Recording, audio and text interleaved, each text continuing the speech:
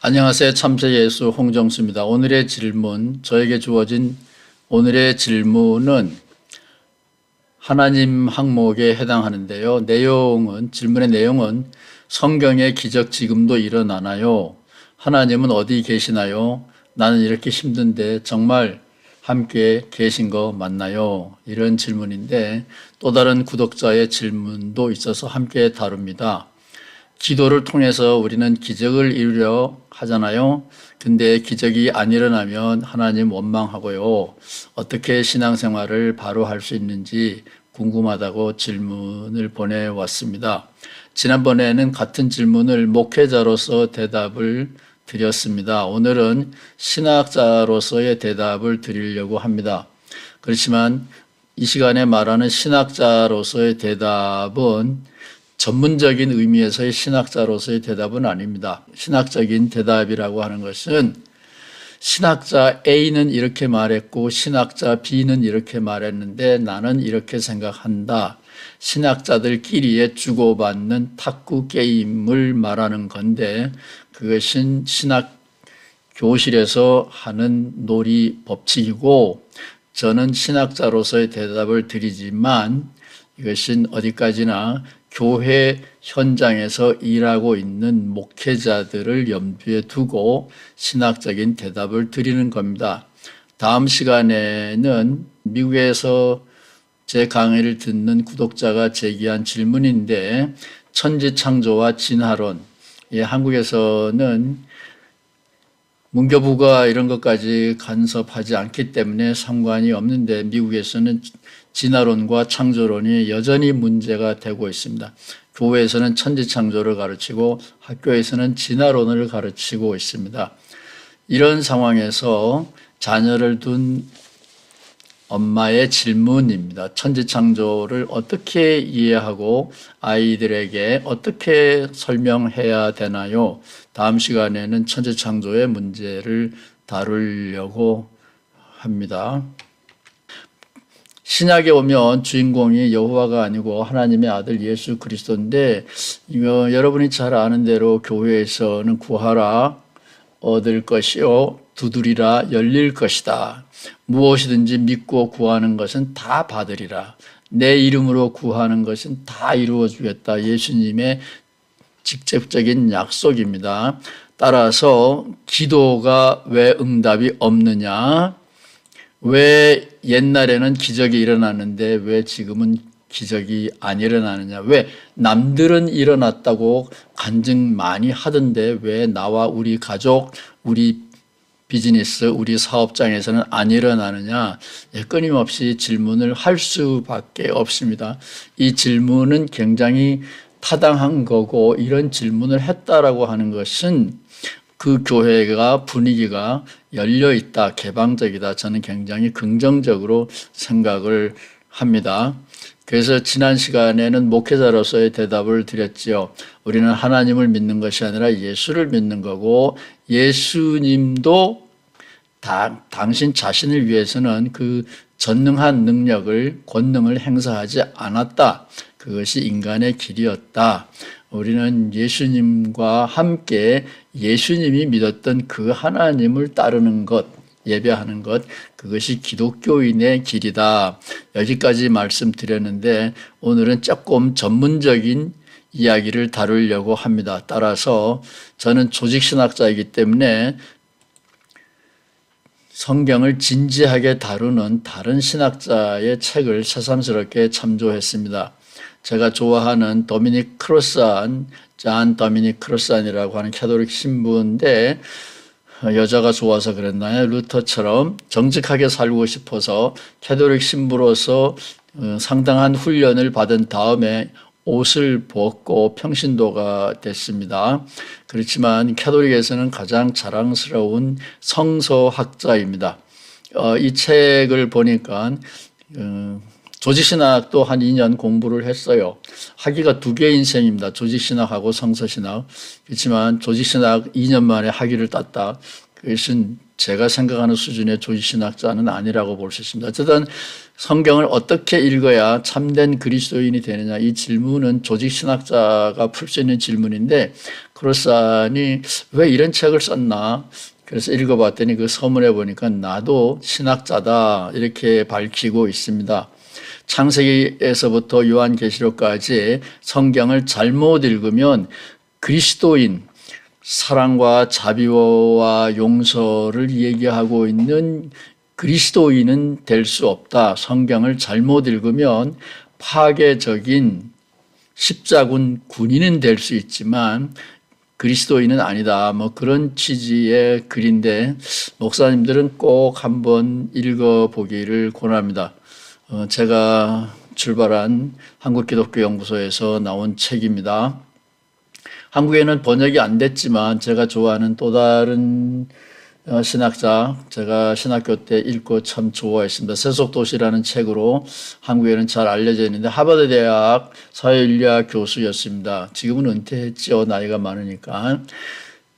부인은 유대인입니다. 첫 번째 부인인지 두 번째 부인인지는 제가 확인을 안 해봤습니다. 따라서 성서를 매우 진지하게 여기는데 이분이 신학교를 나온 다음에 마르틴 루터 킹의 사회정의 운동, 인권운동에 참여했다가 감옥에 가서 비로소 성경을 읽는 법을 흑인들에게 배웠다. 이런 이야기로 시작하는 책입니다.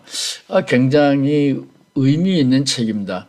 이 두 분들은 다 성경을 당연하게 여기는 미국에서 자라났지만 신학을 공부한 사람들 중에는 특별히 진지하게 실천적인 관심을 가지고 있는 신학자입니다. 설교자가 참조하면 좋겠다. 가벼운 책입니다.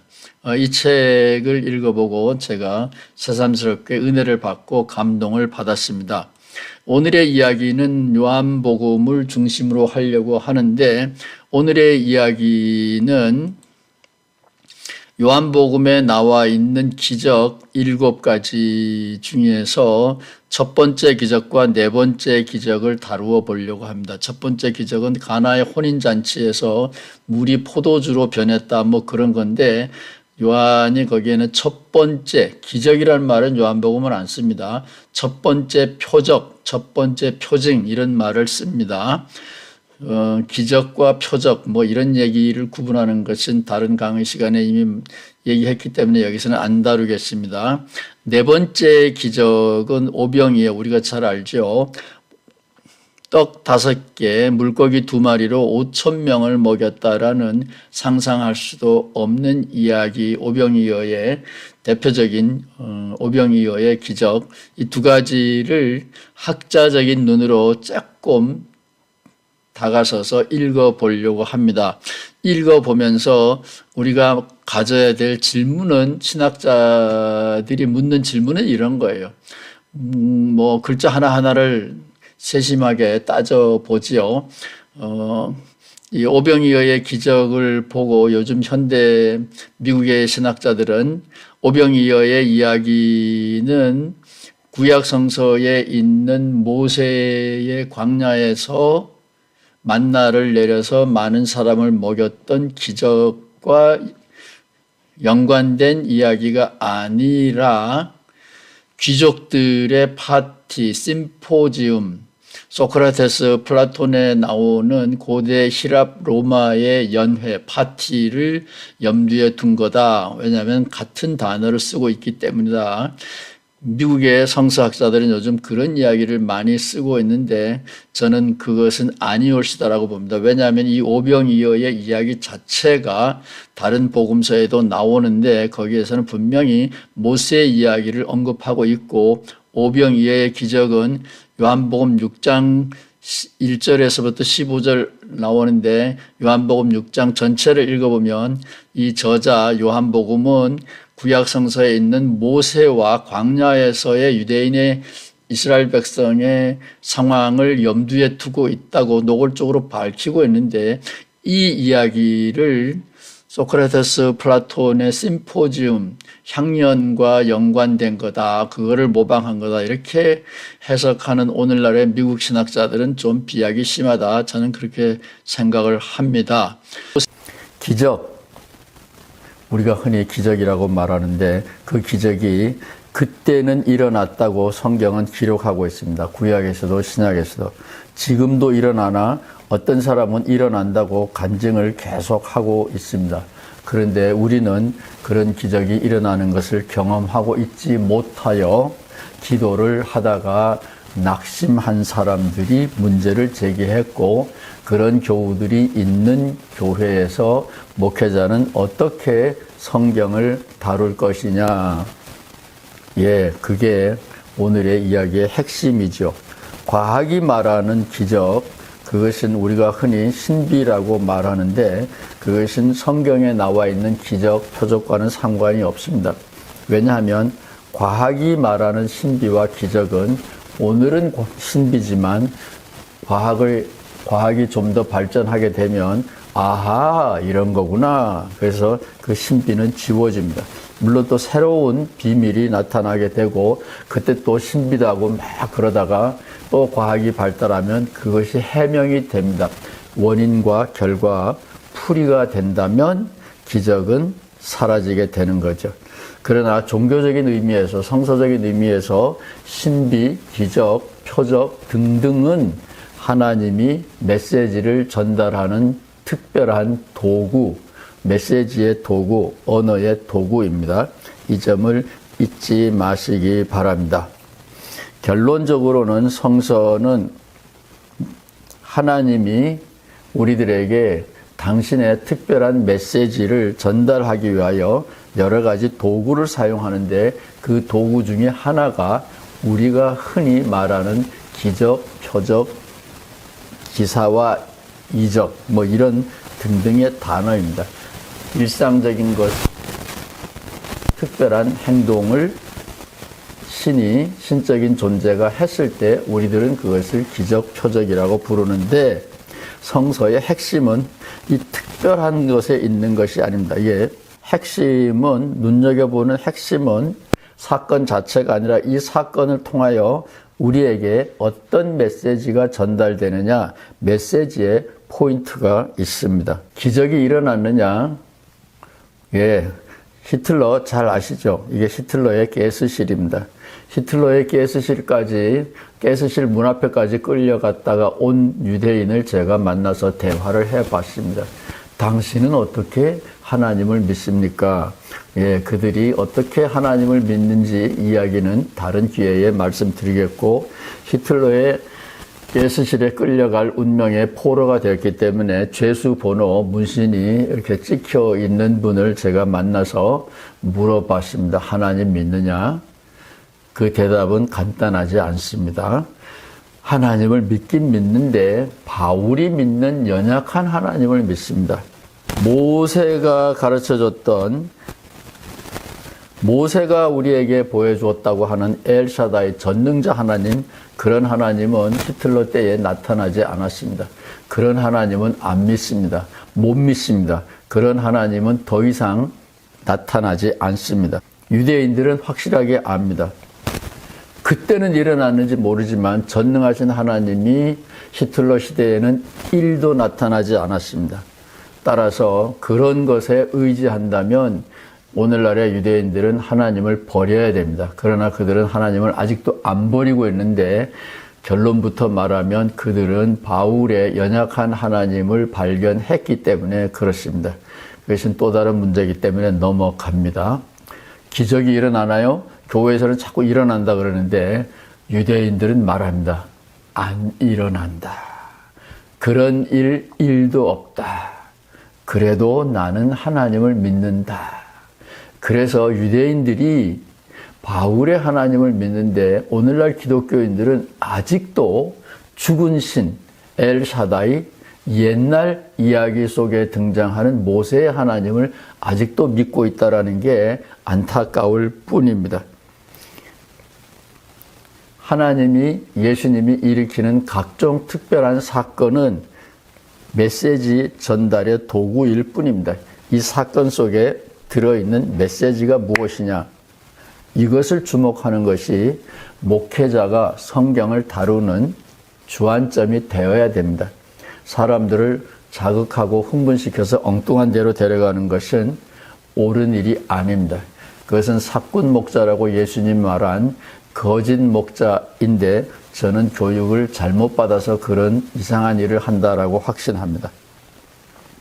유대인들은 경험했습니다. 이게 히틀러입니다. 가스실입니다.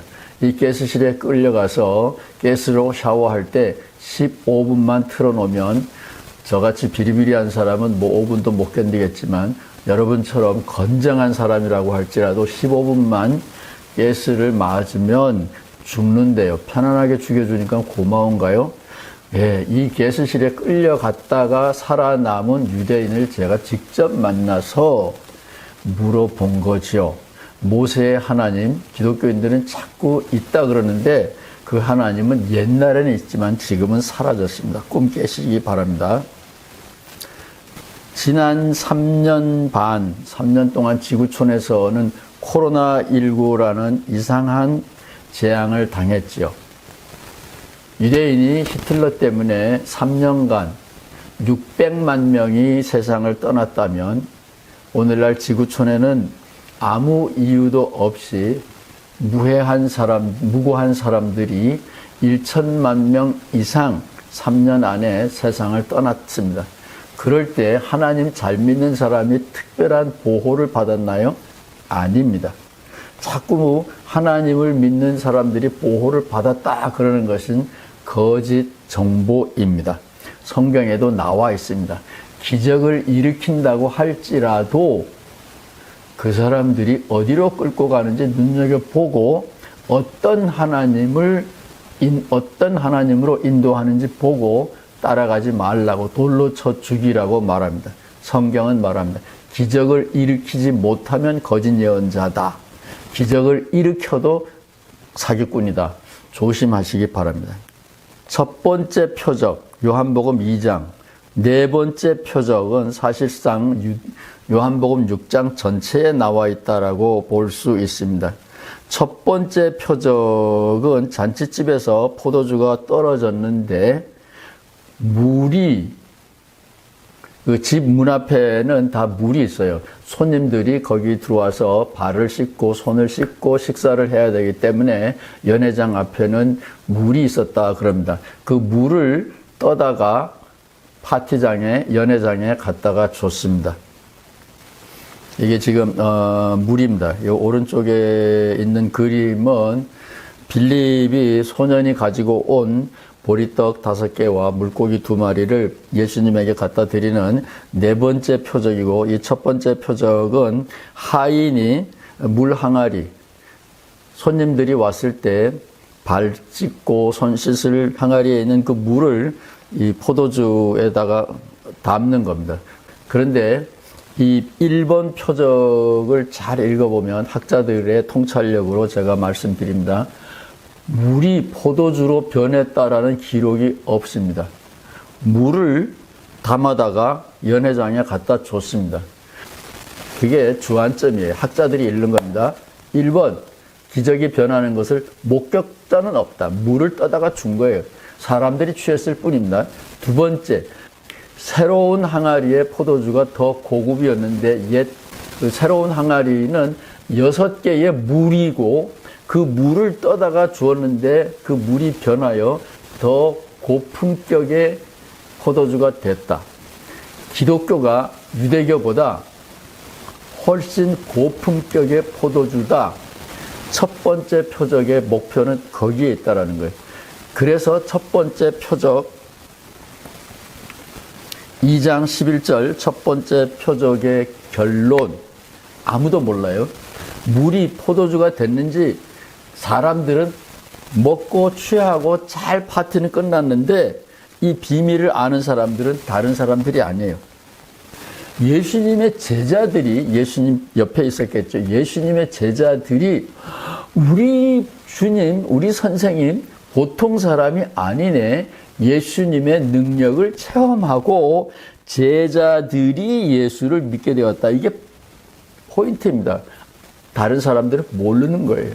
여러분도 교회에 와서 교회에 왔기 때문에 예수님과 만나고 예수님과 교류하면서 예수님과 친해진 다음에 예수님의 제자가 되고 예수님의 사도가 되고 예수님의 선교사가 돼서 예수님의 이야기를 전하러 다니잖아요. 똑같은 거예요. 가까이 와서 본 제자들만 이 첫 번째 표적의 의미를 알아차리고 예수님을 선생님으로 메시아로 받아들였다. 이게 첫 번째 표적의 핵심입니다. 뭐 물이 어떻게 포도주가 되느냐 다 잊어버리세요. 그런 것은 아닙니다. 그 다음에 네 번째 표적의 이야기로 넘어가죠.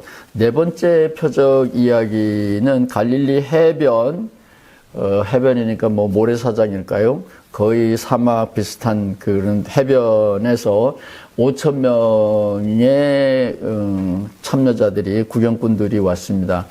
아이와 여인들은 빼니까 뭐 10,000명 가까이 왔을지도 모릅니다.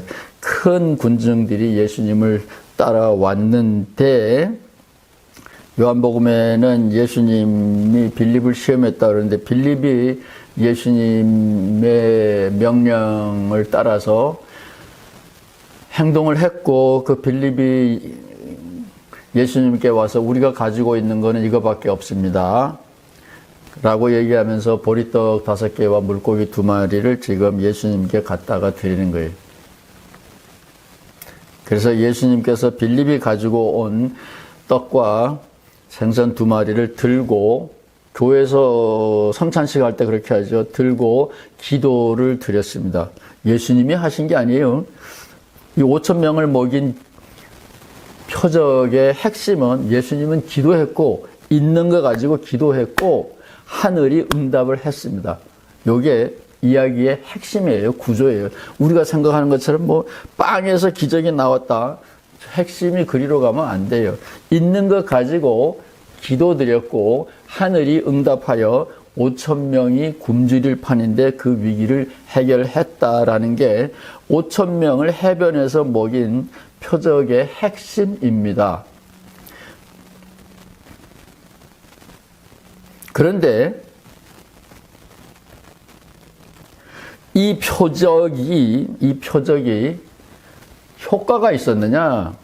첫 번째 표적은 효과가, 파티에 참여한 사람들은 끝까지 기분 좋게 파티가 끝났고, 이 파티장에 나온 포도주의 의미를 알아차리는 사람은 예수님의 제자들 뿐이었어요. 자, 잊어버리지 마시고요. 네 번째 표적은 예수님께서 기도했고 기도의 응답이 일어났는데, 여기에 이 기적을 목격한 사람들이 있느냐? 다 봤겠죠. 그런데 이 기적의 의미를 알아차린 사람은 불행하게도 성경에 이렇게 써놨어요. 멋있는 마술을 보면 감탄을 해야 되는데 감탄한 사람들은 하나도 없어요. 배가 불렀네. 배가 채워졌다라는 것만 알고 예수님을 따라다니면 굶지는 않겠네. 그래서 요한복음 6장 11절에 보면 예수님이 특별한 분이다라는 건 알게 됐고, 그래서 예수님을 따라다니면 경제가 왕이야, 경제가 중요해. 요즘처럼 굶주림은 해결돼. 그래서 예수님을 재무장관으로, 총리로 모시려고 정치적인 꿍꿍이를 했다. 그래서 예수님은 도망갔다, 사라졌다. 이런 이야기고, 요한복음 6장 후반부에 보면 이야기가 계속됩니다. 예수님은 답답하여 예수님의 제자들만 모아놓고, 12제자가 아닙니다. 뭐 100명, 200명 예수님의 제자들만 모아놓고 예수님이 계속 설교를 하는 거예요. 배가 불렀냐? 배가 불렀습니다. 잘 먹었습니다. 야, 그거 말하는 게 아니야. 나를 봤느냐? 내가 너희들에게 한 메시지를 봤느냐? 예, 기적은 메시지 전달의 도구라 그러죠. 메시지를 들었느냐? 예수님의 제자들은 어안이 벙벙해가지고 우리 선생님 또 무슨 똥딴지 같은 얘기를 하시나. 요한복음 6장에 보면 예수님이 빵 얘기가 아니야. 이 빵 얘기가 아니야. 내가 빵이야, 내가. 살코기 생선 얘기가 아니야. 이 고기, 이거를 먹어야 되는 거야. 나를 봐, 나. 내가 빵이야. 너희들이 먹는 그 빵이 아니라 내가 빵이야. 요한복음 6장 35절 이하에 계속 나옵니다. 내가 빵이야. 내가 생명의 빵이야. 모세의 만나를 먹은 사람들은 다 죽었지. 나를 먹으면 안 죽어. 영생해. 제자들이 머리가 쥐가 날라 그래서 도망갔다. 예수님의 제자들이 간 거예요. 기독교인들이 떠난 겁니다. 기독교인들에게 제가 예수 얘기를 하니까 예수, 머리 아파. 도망을 가는 거예요. 물론 그 사람들이 힘이 세니까 저를 쫓아냈지만 오늘날 요한복음 6장에 일어나는 일이 지금도 일어나고 있는 거예요. 예수님이 말씀이다. 그러면 배가 불렀다. 그 기억에 취해가지고 예수님의 말씀을 먹어야 된다. 제가 그렇게 얘기하면 머리에 쥐가 난다. 그러고 다 도망을 가요. 참 슬픈 기록입니다. 이게 넷째 표적의 핵심이에요. 예수님의 제자들이라고 까부는 사람들아 정신 똑바로 차려라. 물론 여기서 말하는 제자들은 12제자는 아직 도망을 안 갔어요. 70제자들 그런 쯤으로 생각하셔도 좋겠습니다. 어쨌든 구경꾼들이 아니에요. 적대 세력도 아닙니다. 예수님을 잘 아는 사람들이 요한복음 6장에 오면은 도망을 갔다. 요한복음 2장에는 제자들이 예수를 믿게 됐다. 완전히 상반된 이야기입니다. 예수님은 얼마나 처량했을까요? 제가 예수 이야기를 끊임없이 해도 사람들은 예수님을 먹으려고 하지 않아. 예수님의 살과 피로 쓴 그 메시지, 그 흔적을 보려고 하지 않아. 이미 죽은 하나님만 자꾸만 찾아요. 제가 얼마나 답답한지 여러분 상상이 가는지 모르겠습니다. 넷째 표적, 제자들도 도망을 갔다. 예수님의 말씀을 먹어야 되는데 예수님을 먹지 않고 딴짓만 부린다. 이 넷째 표적의 메시지 통쾌하죠. 학자들은 그래서 이 넷째 표적은 어쩌면 먹고 마시는 거기에 핵심이 있는 것이 아니라 초대교회의 성찬식의 모형을 추억을 되살려서 기록한 것일 것이다. 학자들은 그렇게 봅니다. 오늘날에 우리는 떡과 포도주로 성찬식을 합니다. 이게 포도주 잔이에요. 그렇지만 처음 교회들은 요한복음 끝에도 나와 있습니다. 처음 성도들은 포도주가 아니고 빵과 생선으로 파티를 했습니다. 요한복음이 전형적인 거죠. 요한복음은 최후의 만찬 사건이 없습니다. 빵과 포도주로 나를 기념하라 그런 이야기가 없습니다. 요한복음은 철저하게 빵과 생선으로 예수님이 파티를 합니다. 도중에도 그렇고 부활한 다음에도 그렇고 포도주보다는 물고기와 빵으로 파티를 합니다. 그래서 요한복음에 있는 이 이야기를 토대로 학자들은 오병이어의 기적은 처음 교회가 시행했던 예수를 기념하는 파티, 성찬식을 생각하면서 성찬식에 참여하는 사람들은 예수를 만나게 된다. 그런 메시지를 담고 있다고 보는 거지요. 제가 말씀드리고 싶은 거는 우리는 역사적으로 포도주가 있느냐 없느냐 거기에 관심 있는 것이 아니라 오늘 우리들은 예수님의 이야기 속에서 요한복음에 나와 있는 7가지 표적 이야기 속에서 우리가 어떤 기도를 드려야 되고 우리가 예수님을 믿으면 뭘 얻느냐, 기적을 만나면 우리는 어떤 기적을 얻게 되느냐, 그 기적의 결과, 효과는 무엇인가, 우리는 질문을 그쪽으로 하고 싶습니다. 신명기 18장 22절에 이런 말이 있어요. 예언자가 예언을 했는데 예언이 이루어지지 않으면 사기꾼이다. X다. 그런데 그보다 조금 앞서서 신명기 13장 2절에 놀라운 기록이 있습니다.